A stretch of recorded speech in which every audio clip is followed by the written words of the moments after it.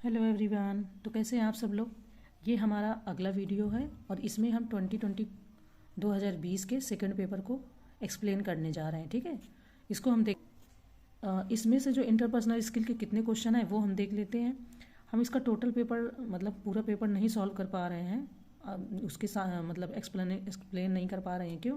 क्योंकि उसमें टाइम बहुत जा रहा है और बहुत सारे लोग वो काम कर रहे हैं और आप लोग उनके वीडियो भी देख रहे हैं, तो आपका सारा काम तो हो जा रहा है। मैं केवल इंटरपर्सनल स्किल के क्वेश्चन को डील कर रही हूँ क्योंकि मुझे लगता है कि उनके लिए कोई ऐसी एक स्पेसिफिक बुक नहीं है, कोई ऐसी कोचिंग नहीं है, वो सिर्फ प्रैक्टिस और प्रैक्टिस के माध्यम से आ सकते हैं। ठीक है, तो चलिए क्वेश्चन देखते हैं।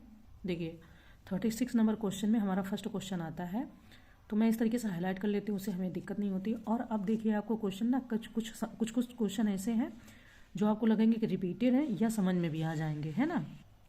तो हमारा क्वेश्चन ये क्या कह रहा है कि संगठनात्मक संप्रेषण में निम्नलिखित में से कौन सा अंतर्वैयक्तिक अवरोध नहीं है। ऑप्शन ए प्रजाति केंद्रिता, बी अर्थात्मकता, सी अनुग्रहण या डी छवि प्रबंधन।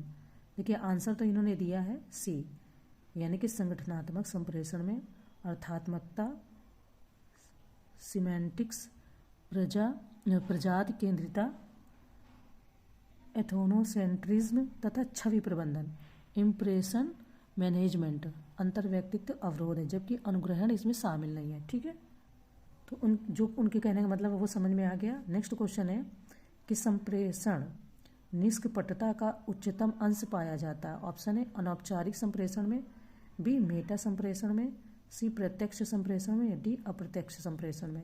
ठीक है, हम इसका पहले एक्सप्लेनेशन देख लेते हैं। एक्सप्लेनेशन हमारा कह रहा है कि संप्रेषण निष्कपटता का उच्चतम अंश पाया जाता है, वो पाया जाता है आपका मेटा संप्रेषण में। क्यों? मेटा संप्रेषण में संप्रेषण निष्कपटता का उच्चतम अंश पाया जाता है। अनौपचारिक संप्रेषण, प्रत्यक्ष संप्रेषण तथा अप्रत्यक्ष संप्रेषण में इससे कम अंश में निष्कपटता पाया जाता है। तो इसलिए क्वेश्चन थोड़े से अजीब लगेंगे क्योंकि भाषा इनकी अलग है थोड़ा सा, बट कई बार पढ़ेंगे रिवीजन करेंगे तो क्वेश्चन हमको समझ में आएंगे और हमें वहाँ पर क्वेश्चन को निकालना है, हमको उसके बारे में कोई ऐसी रिसर्च नहीं करनी है, तो हमें सिर्फ अपने क्वेश्चन से मतलब है। ठीक है, हमारा पेपर सॉल्व होना चाहिए, बाकी बाद में देखेंगे। नेक्स्ट क्वेश्चन है कि निम्नलिखित में से कौन सा व्यवहार सहकर्मियों के शाब्दिक अपशब्द को तितर बितर करने में सर्वाधिक उपयुक्त है। देख लेते हैं इसको भी। आंसर यहाँ पर है कि रक्षात्मक हो जाना, बी वाद विवाद में पड़ना, सी हानिकारक भाषा को स्वीकार करने से इनकार, डी आक्रामक देह भाषा बनाए रखना। अब क्वेश्चन से समझ में आया होगा, उन्होंने कहा है कि कौन सा व्यवहार सहकर्मियों के शाब्दिक अपशब्द को तितर बितर करने में सर्वाधिक उपयुक्त है।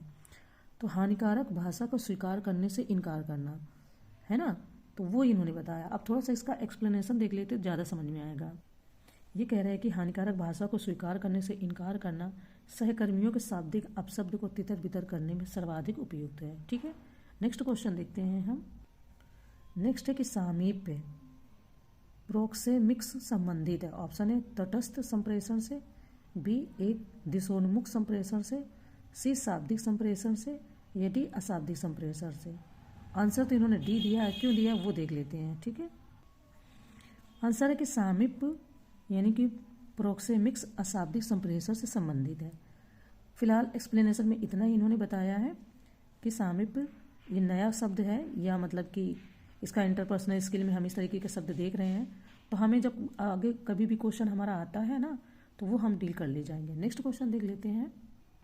नेक्स्ट क्वेश्चन कह रहा है कि प्रभावी अंतर्वैयक्तिक संप्रेषण का मुख्य तत्व है। ऑप्शन ए अमूर्तता, बी विसंवेदीकरण, सी सक्रिय श्रवण या डी आत्म केंद्रित सुदृढ़ीकरण। ठीक है, तो ऑप्शन सी है कि सक्रिय श्रवण, प्रभावी यानी प्रभाव इंप्रेशन जमाना, तो थोड़ा सा एक्टिव होना, एक्टिव होकर किसी बात को सुनना है ना, सक्रिय श्रवण।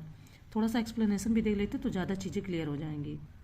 एक्सप्लेनेशन में कह रहे हैं कि प्रभावी अंतर्वैयक्तिक संप्रेषण का मुख्य तत्व सक्रिय श्रवण है। सक्रिय श्रवण के माध्यम से एक व्यक्ति दूसरे व्यक्ति की बातों को ध्यानपूर्वक सुन सकता है। ठीक है, तो बात सही है यहाँ पर। अब नेक्स्ट क्वेश्चन हम देखते हैं कि हमारा क्वेश्चन क्या कह रहा है। नेक्स्ट हमारा क्वेश्चन कह रहा है कि निम्नलिखित में से कौन सा संगठनात्मक परिस्थितिकी से संबंधित है। ऑप्शन है केंद्रीकृत संप्रेषण, बी ऊर्ध्वगामी संप्रेषण, सी पार्श्विक संप्रेषण या डी अधोगामी संप्रेषण। आंसर इन्होंने दिया कि पार्श्विक संप्रेषण। क्यों? संगठनात्मक पारिस्थितिकी से पार्श्विक संप्रेषण संबंधित है। इसे समानांतर अथवा समतल संप्रेषण भी कहते हैं। एक व्यवसाय के एक विभाग के अथवा विभिन्न विभागों के बराबर के अधिकारियों के मध्य इसके माध्यम से संवाद होता है, यानी कि पार्श्विक संप्रेषण के माध्यम से संवाद होता है संगठनात्मक परिस्थितिकी में। तो यही इन्होंने एक्सप्लेन करके बताया है। अब हम देख लेते हैं नेक्स्ट क्वेश्चन। देखिए, अब ये हम 3 साल का हमने पेपर देख लिया है। आई होप कि आपको कुछ कुछ तो आइडिया मिल गया होगा कि कितने क्वेश्चन आते हैं और कितने इंपॉर्टेंट रहते हैं। तो मुझे नहीं लगता है कि आपको इसको तैयार करने में कोई दिक्कत होनी चाहिए। 23, 22 ऐसे क्वेश्चन आते हैं, ठीक है। किसी किसी में 25, किसी में 20, मतलब 20 से ऊपर कम नहीं आते क्वेश्चन और 30 से ज़्यादा नहीं आते। तो मान के चलो 22, 25, 28 क्वेश्चन आते थे। इतने क्वेश्चन को छोड़ना या न तैयार करना मतलब पेपर के लिए तो बहुत नुकसानदायक है ना। तो आइडिया तो मिल गया होगा, इसीलिए मैं इसको बराबर चला रही हूँ। मैं स्किप नहीं कर रही हूँ, मैं पूरे 20 सालों का डील करूँगी, ठीक है। तो क्वेश्चन कह रहा है कि निर्णय लेने के संदर्भ में फ्रेमिंग प्रभाव निम्नलिखित में से किसका उल्लेख करता है? ऑप्शन है विकल्पों की प्रस्तुति का ढंग विकल्प के चयन को प्रभावित करता है। बी, उस विकल्प का चयन करना जिसकी प्रत्याशित उपयोगिता सर्वाधिक है। सी, गलत दिशा में विचारों के विन्यास बिंदुओं का एक प्रकार। या डी, उन आशयों को ढूंढना जो वर्तमान विश्वासों की पुष्टि करते हैं। तो आंसर इन्होंने कहा है कि निर्णय लेने के संदर्भ में फ्रेमिंग प्रभाव उल्लेख करता है, तो वो करता है विकल्पों की प्रस्तुति का ढंग विकल्प के चयन को प्रभावित करता है। तो बात तो सही है। जब आपको किसी संगठन में लोगों का चयन करना हो तो उसमें आपका प्रस्तुति का ढंग क्या है वो आपको बहुत प्रभावित करता है, इस संगठन को प्रभावित करता है ना। तो ऑप्शन हमारा बहुत क्लोज है और सही भी है। अब थोड़ा सा इसका एक्सप्लेनेशन देख लेते हैं। एक्सप्लेनेशन भी वही कह रहा है कि निर्णय लेने के संदर्भ में फ्रेमिंग प्रभाव ये उल्लेख करता है कि विकल्पों की प्रस्तुति का ढंग विकल्प के चयन को प्रभावित करता है, ठीक है। नेक्स्ट क्वेश्चन है, किसी उच्च संसक्त समूह के सदस्यों के समालोचनात्मक मूल्यांकन परक निर्णय क्षमताओं के नष्ट हो जाने की प्रवृत्ति कहलाती है। ऑप्शन है समूह सोच, बी दृढ़ता परकता, सी समूह ध्रुवीकरण, या डी संज्ञानात्मक असंवादिता। ऑप्शन ए इन्होंने दिया है कि समूह सोच। क्वेश्चन आपने समझा होगा कि किसी उच्च सशक्त समूह के सदस्यों के समालोचनात्मक मूल्यांकन परक निर्णय क्षमताओं के नष्ट हो जाने की प्रवृत्ति कहलाती है, यानी कि पूरे समूह की सोच हो गई है ना। आंसर इन्होंने यही दिया है और एक्सप्लेन भी उन्होंने यही कहा है, ठीक है, कि समूह क्षमताओं के नष्ट हो जाने की प्रवृत्ति समूह सोच कहलाती है। चलिए नेक्स्ट देखते हैं। निर्णयन की वह शैली जो सभी को प्रसन्न रखने से अत्यधिक संबंधित कही जाती है। ऑप्शन ए संप्रत्ययात्मक शैली, निर्देशात्मक शैली, व्यवहार परक शैली, या डी विश्लेषणात्मक शैली। तो यहाँ पर सबको प्रसन्न रखने की तो थोड़ा सा यहाँ क्लोज है आंसर की व्यवहार परक शैली। व्यवहार जैसा होगा लोग उतना ही आपसे प्रसन्न होंगे, है ना। हाँ, कई बार ऐसा हो जाता है कि व्यवहार ठीक होता है, फिर समय या परिस्थितियाँ ऐसी होती कि फिर लोग प्रसन्न नहीं रह पाते हैं, वो एक अलग हो गया। बट क्वेश्चन के माध्यम से देखें तो ये सही है। नेक्स्ट क्वेश्चन हमारा कहता है कि निम्नलिखित में से कौन सा निर्णय के परिणामों की संभाव्यता के अनुमान का नियम नहीं है, ठीक है। यहाँ पर नेक्स्ट क्वेश्चन हमारा कह रहा है, तो ये मैंने पढ़ दिया कि निम्नलिखित में से कौन सा निर्णय के परिणामों की संभाव्यता के अनुमान का नियम नहीं है। ऑप्शन ए उपयोगिता का आकलन, बी प्रतिनिधित्ता, सी उपलब्धता, या डी समायोजन। आंसर इन्होंने कहा कि उपयोगिता का आकलन। क्वेश्चन क्या था?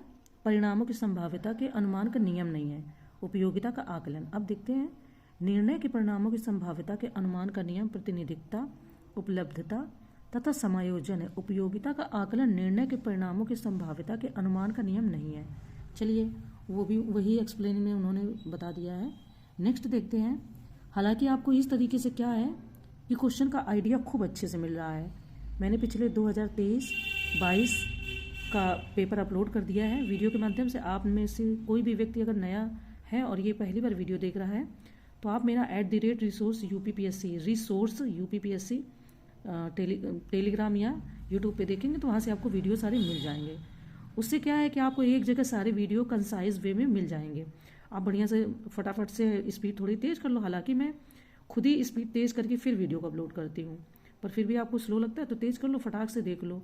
या फिर टाइम है तो आप फिर सारे ईयर के क्वेश्चन को एक जगह कलेक्ट करो। इससे क्या है कि बहुत फ़ायदा रहता है। सारे क्वेश्चन एक जगह मिल गए, उसका एक्सप्लेनेशन समझ में आ गया, क्वेश्चन रिपीट हुए, उनकी भाषा रिपीट हुई, वो चीज़ें पता चल जाती हैं, है ना। चलो नेक्स्ट क्वेश्चन देख लेते हैं। देखिए नेक्स्ट है कि प्रसंभाव्यता गुण है। ऑप्शन है आगमनात्मक युक्ति का, बी निगमनात्मक युक्ति का, सी वियोजक तर्क वाक्य का, या डी निरूपाधिक तर्क वाक्य का। ठीक है, तो ऑप्शन ए इन्होंने दिया है आगमनात्मक युक्ति का। ये ऐसी भाषा है ना कि जल्दी नहीं आती है, प्रैक्टिस से ही आएगी। ठीक है, इसका हम पहले एक्सप्लेनेशन देखते हैं कि क्या बताया इन्होंने। देखिए आयोग कह रहा है कि आगमनात्मक युक्तियों यानी कि इंडक्टिव आर्गुमेंट्स में आधार कथन निष्कर्ष के लिए एक आधार तो प्रस्तुत करते हैं, पर वह आधार निर्णायक और पूर्ण न होकर इस अर्थ में थोड़ा कमजोर होता है कि उसके बल पर निष्कर्ष की निश्चित सत्यता के स्थान पर हम मात्र उसकी संभावित यानी कि प्रोबेबल सत्यता ही प्राप्त कर सकते हैं। ठीक है, ऐसा इन्होंने बताया है। चलिए नेक्स्ट क्वेश्चन देखते हैं। नेक्स्ट क्वेश्चन हमारा कह रहा है कि निम्नलिखित में से किन निर्णयकर्ताओं में समस्याओं के सृजनात्मक समाधान खोजने की अच्छी प्रवृत्ति पाई जाती है। ऑप्शन ए निर्देशात्मक शैली के निर्णयकर्ताओं में, बी विश्लेषणात्मक शैली के निर्णयकर्ताओं में, सी संप्रत्ययात्मक शैली के निर्णयकर्ताओं में, या डी व्यवहार परक शैली के निर्णयकर्ताओं में। इन्होंने ऑप्शन सी को मतलब सही बताया है, संप्रत्ययात्मक शैली के निर्णयकर्ताओं में। इन्होंने बोला कि समाधान खोजने की अच्छी प्रवृत्ति पाई जाती है, यानी कि सी ऑप्शन आपका सही है। आगे बढ़ते हैं। अब देखिए ये ऐसे शब्द हैं ना जिनको बोलने में भी ना मुंह टेढ़ा हो जाता है, तो उस तरीके से आप समझ सकते हैं कि कैसा ही आयोग क्वेश्चन बना कर देते हैं। अब हमें तो पास करना है तो हमें पढ़ना है ना। चलिए आगे बढ़ते हैं, नेक्स्ट क्वेश्चन देखते हैं। नेक्स्ट कह रहा है कि किस प्रकार के संप्रेषण नेटवर्क में समूह के नेता की उद्भव की संभावना होती है, लेकिन समूह के सदस्यों की तुष्टि निम्नतर होती है। ऑप्शन है चक्र प्रकार में, बी वृत्ताकार प्रकार में, सी श्रृंखला प्रकार में, या डी बाधित प्रकार में। ठीक है, ऑप्शन ए इन्होंने बताया चक्र प्रकार में। क्यों?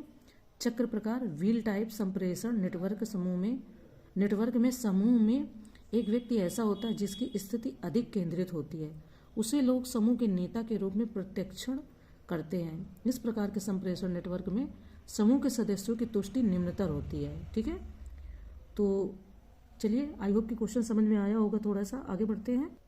नेक्स्ट है कि निम्नलिखित में से कौन सा ऊर्ध्वमुखी संप्रेषण में संगठनात्मक मौन का एक उदाहरण है। ऑप्शन ए विकृति, बी विलंब, सी निस्पंदन, डी अनुक्रिया का अभाव। तो देखिए आंसर इन्होंने बोला है निस्पंदन। निस्पंदन मतलब फिल्टरिंग।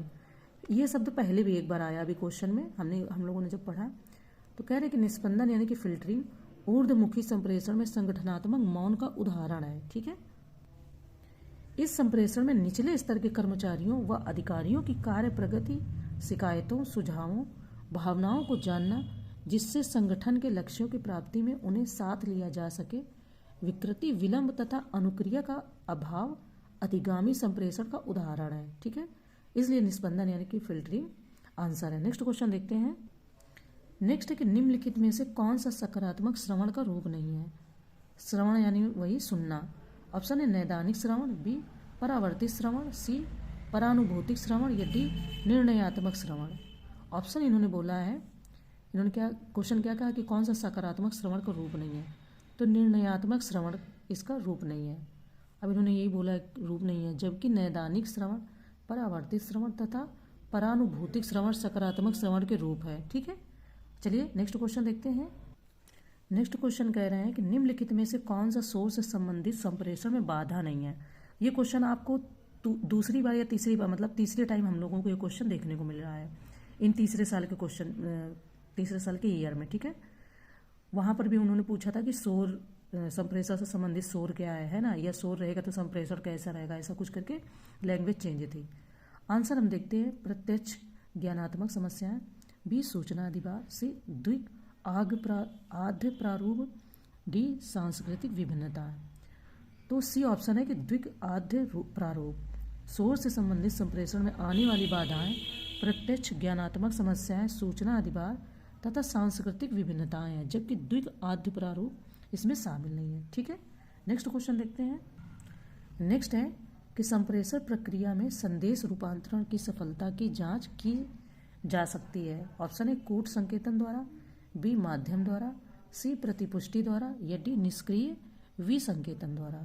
ठीक है, संप्रेषण प्रक्रिया में संदेश रूपांतरण की सफलता की जांच की जा सकती है तो प्रतिपुष्टि द्वारा। ऑब्वियसली है, जब आपको कंफर्म होगा तभी तो आप जान पाओगे ना कि हाँ ये मतलब कि हमारा रूपांतरण सफलतापूर्वक हुआ है, तो यानी उसकी प्रतिपुष्टि होती है।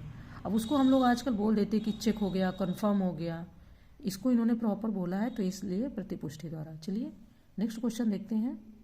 देखिए इन्होंने जो एक्सप्लेनेशन बताया है कि संप्रेषण प्रक्रिया में संदेश रूपांतरण की सफलता की जांच प्रतिपुष्टि द्वारा की जा सकती है। इसे प्रति उत्तर या फीडबैक भी कहा जाता है।